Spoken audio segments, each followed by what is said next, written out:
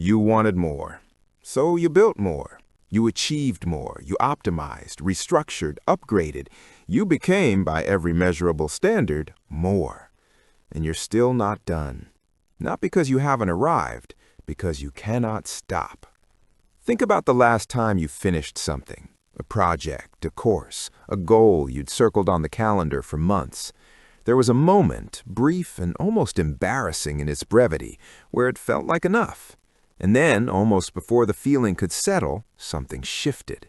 The mind moved. The next thing appeared on the horizon, and you were already leaning toward it.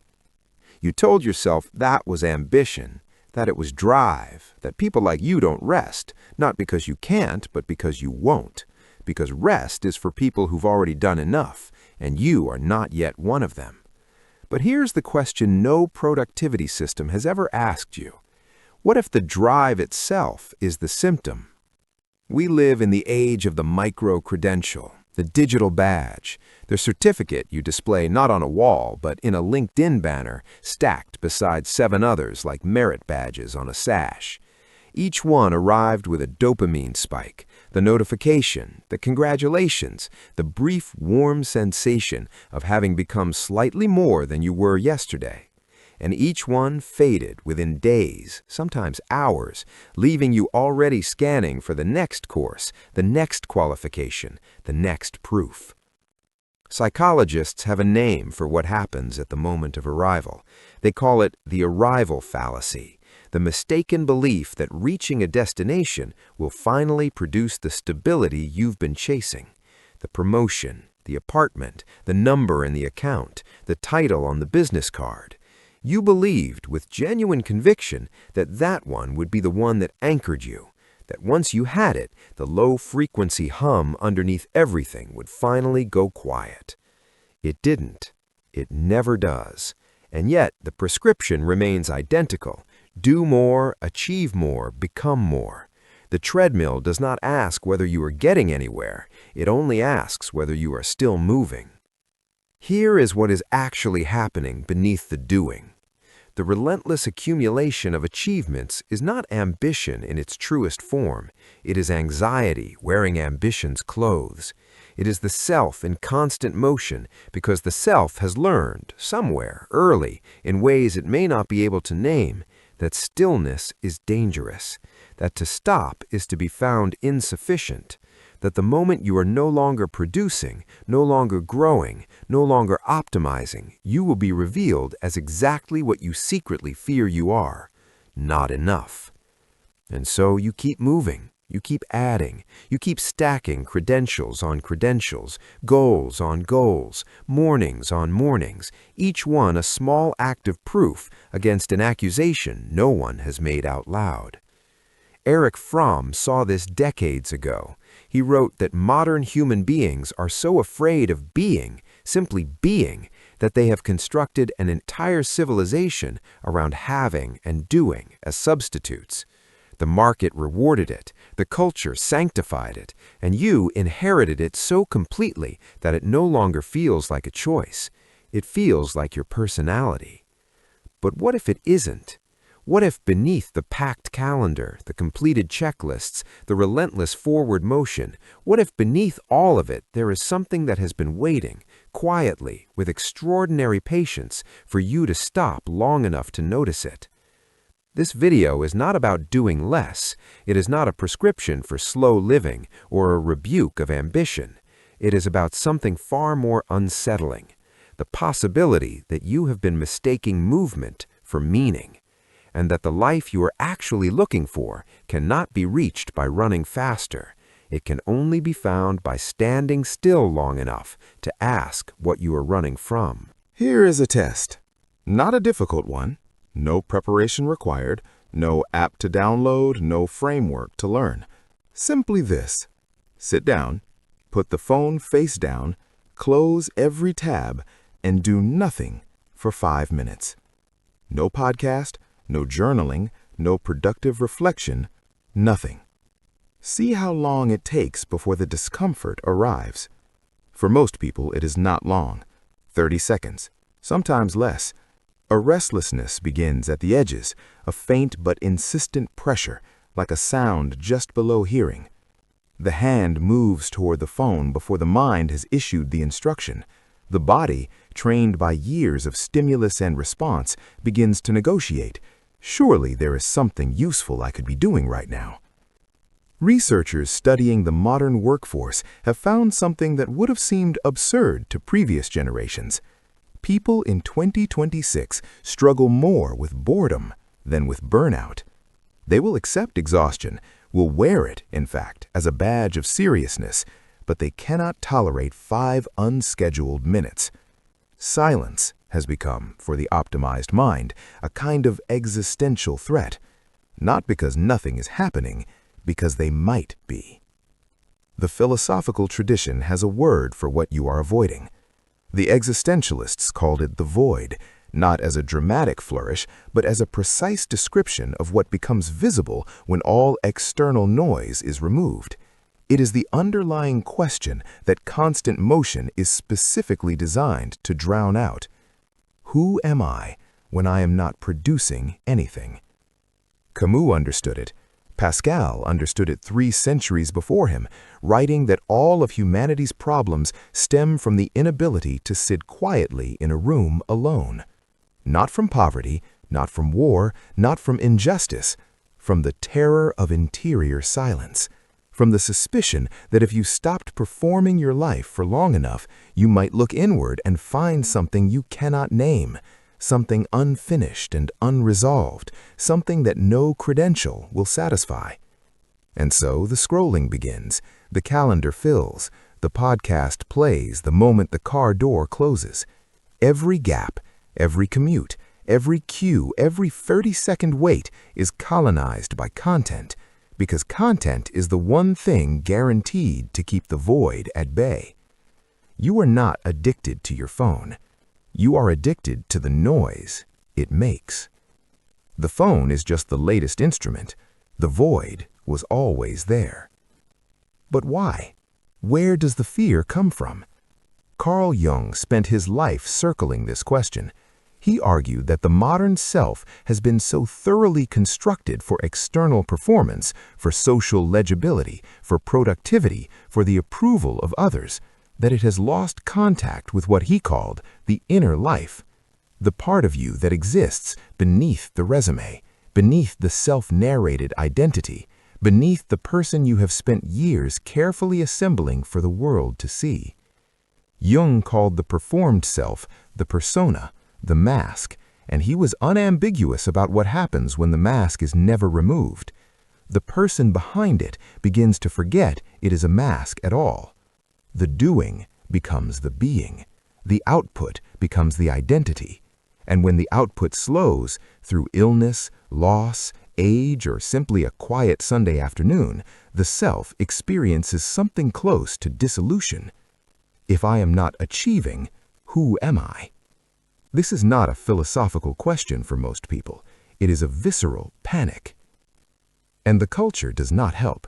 It cannot help because the culture is the pathology. We have constructed an entire moral vocabulary around productivity. Rest is earned, leisure must be deserved, time off requires justification. The person who wakes at 5, who trains before the city wakes, who fills every hour with intentional output, this person is held up as a model of virtue, not happiness, wisdom. Rest, by contrast, has been quietly reclassified as a kind of moral failure, a soft surrender, something the serious person does only under duress when the body finally forces what the mind refused to permit. This is not ancient. This is not human nature. This is a story, told by markets, reinforced by algorithms, internalized so completely that it now feels like character. You did not arrive at your relationship with stillness by choice. You were trained into your terror of it. And the training runs deep. Because beneath the fear of boredom, beneath the discomfort of silence, beneath the compulsive reaching for the next thing, there is something older and more specific waiting. Not emptiness, recognition. The recognition that the life you have been building at such extraordinary speed may not be the life you were actually trying to build, and that the only way to know for certain is to stop long enough to look. Consider the calendar of a high-performing person, not a fictional archetype, someone you know, someone you may, in fact, be. The days are structured to the half hour. The mornings are protected, ritualized, optimized. The weekends contain deep work blocks and recovery protocols, as though the body were a server being maintained between deployments. Every hour is accounted for. Every action is, in some sense, justified. From the outside, this looks like discipline. From the inside, it feels like drowning in slow motion. Here is the distinction that optimization culture has spent decades collapsing. Movement is not momentum. Activity is not progress. A packed calendar is not a meaningful life. In fact, and this is the part the productivity industry will never sell you, a packed calendar is frequently the most sophisticated form of procrastination available to an intelligent person. Because when every hour is filled, you never have to confront the question underneath all the filling. You never have to ask whether the direction you're moving in at such extraordinary efficiency is actually the direction you want to go. The neuroscience here is not subtle. When the brain is in constant task completion mode, it activates the default mode network only in fragments, briefly, insufficiently. And the default mode network is precisely the system responsible for self-referential thought, for asking who you are, what you want, whether your life is coherent with your values. It is the network of meaning-making, of genuine reflection. Constant productivity does not enhance this process, it systematically suppresses it.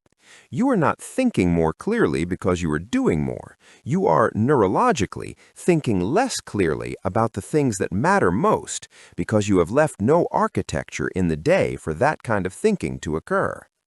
Hannah Arendt drew a distinction that has never been more urgent than now. She separated labor, the repetitive, cyclical work of maintenance, of keeping the machinery of life running, from work, which produces something durable, something that outlasts the effort, and from action, which is the only category she considered genuinely human, the capacity to begin something new, to insert yourself into the world as an agent of meaning rather than a unit of output. Most of what we call productivity is labor in Arendt's sense. Emails answered, metrics moved, deliverables delivered, the inbox that empties and fills again overnight like a tide that recognizes no shore. We have dressed this labor in the language of purpose. We have called it impact. We have built entire identity structures around it, and in doing so, we have confused the maintenance of the machine with the living of a life. Ask yourself honestly, how much of what filled your last week was action in Arendt's sense, genuinely new, genuinely yours, and how much was the sophisticated management of existing obligations? Pause on that. Really pause. The optimization culture does not treat you as a human being navigating a finite and irreplaceable life. It treats you as hardware. Hardware that can be upgraded, debugged, patched, and pushed to higher performance thresholds with the right inputs, sleep optimization, nutrition stacking, cognitive enhancement. The biohacking movement, earnest, well-intentioned, and quietly devastating, has taken the language of the machine and applied it to the body, to the mind, to the self. You are not a person with a circadian rhythm. You are a system with a sleep protocol. You are not someone who needs rest. You are an organism requiring recovery optimization. And the cruelty of this framing is not that it is hostile, it is that it is offered as care. You deserve to perform at your best. That is the sentence. That is the entire premise. Not you deserve to live fully, not you deserve to be still without justification. You deserve to perform. The machine metaphor does not just describe how we work. Over time, it reshapes how we understand ourselves. And once you have internalized the logic of the machine, rest does not feel like restoration. It feels like inefficiency, like waste, like a version of yourself you cannot quite respect. This is what hollow milestones actually cost. Not time, not energy, not even happiness in the simple sense. They cost you the thread. The thread back to the original question, the one you were asking before the calendar filled, before the credentials stacked, before the optimization protocols took hold. The question of what, beneath all the achieving, you were actually trying to become. Nietzsche wrote that the most common form of human stupidity is forgetting what you were trying to do. He meant it structurally, not as an insult. The machinery of modern life is specifically designed to make forgetting easy and remembering difficult. You have not lost your direction through laziness. You have lost it through velocity. And the only way to find it again is not to optimize harder. It is to subtract. There is a concept in architecture called negative space. It is not the absence of design. It is the deliberate, disciplined use of emptiness as a structural element. The understanding that what surrounds a form gives the form its meaning. A doorway is not just wood and frame. It is the space through which something passes.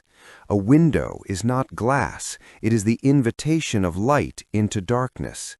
Remove the negative space, fill every surface, crowd every corner, and what you are left with is not more architecture, it is noise. The Japanese call this principle ma, a concept with no direct English equivalent, but which translates loosely as the pause, the interval, the charged emptiness between notes that makes music rather than sound. A Zen garden is not beautiful despite its empty raked gravel. It is beautiful because of it. The emptiness is not waiting to be filled. It is the point. This is not aesthetics. This is a philosophy of life that the modern world has systematically dismantled and replaced with its precise opposite. The belief that every surface should be covered, every moment utilized, every gap colonized by something productive, something optimized, something that justifies the space it occupies. You have been filling the ma, and in doing so, you have been destroying the music. The Stoics understood subtraction long before it became a design principle. Marcus Aurelius, who governed the most powerful empire on earth while conducting privately one of the most rigorous interior lives in recorded history, wrote not of adding virtue, but of removing what obscured it. The practice was not accumulation, it was excavation.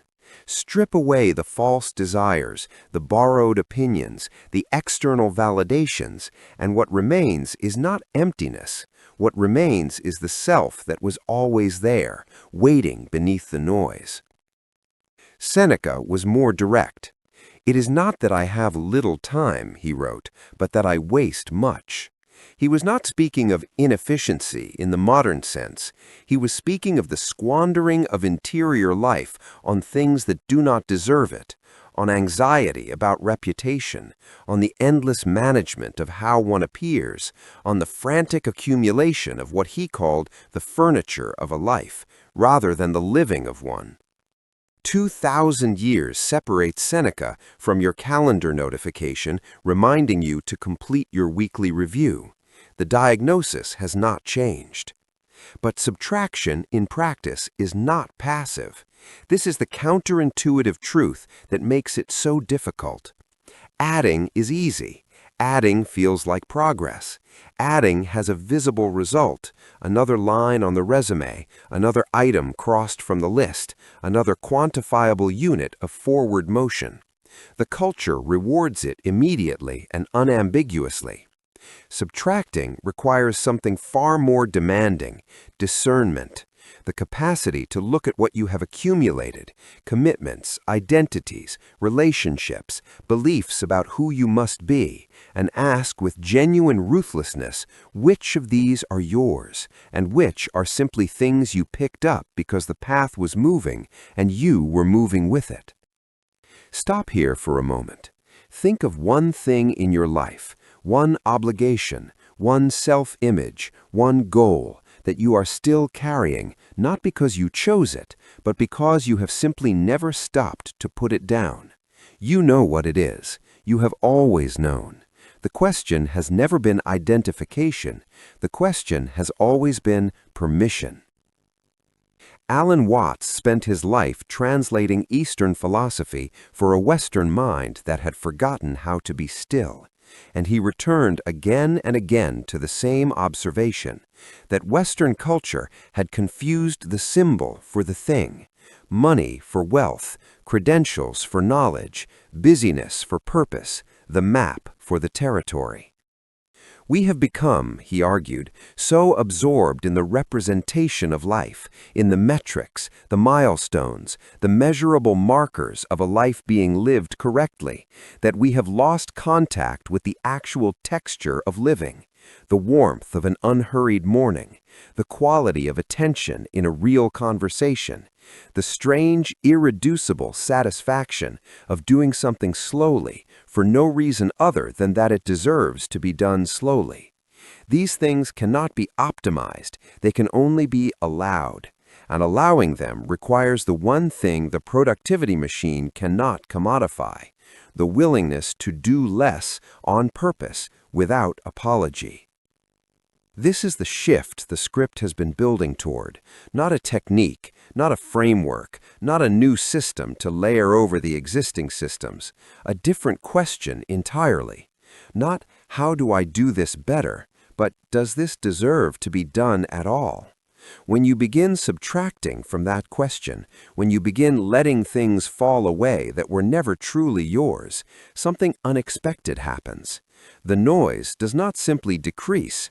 Clarity arrives, not gradually, not as the slow reward of sustained discipline, as a sudden, almost shocking stillness, the stillness of a room after a door closes, of water after the wind drops. And in that stillness, for the first time and longer than you can remember, you can hear yourself think.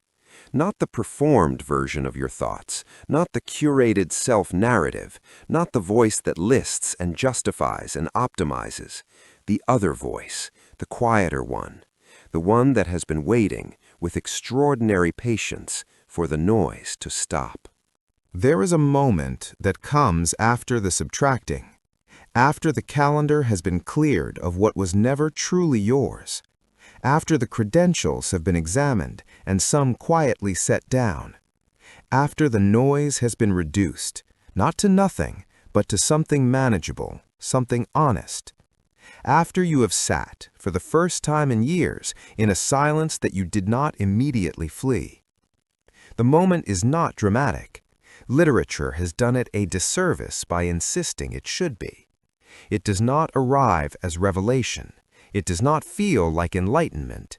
It feels, at first, like almost nothing, a faint settling, like sediment in water when the stirring finally stops. And then, gradually, with a quality of attention you had forgotten you possessed, things become visible that the motion had been obscuring. Not answers, not yet, but the right questions, finally in the right order. Viktor Frankl walked out of Auschwitz with almost nothing, no family, no manuscript, no material evidence that his life's work had survived. What he had, what could not be taken, what the camp had in fact clarified with a precision no ordinary life could have produced, was the unshakable knowledge of what he was for. Not what he had achieved, not what he had accumulated, what he was for.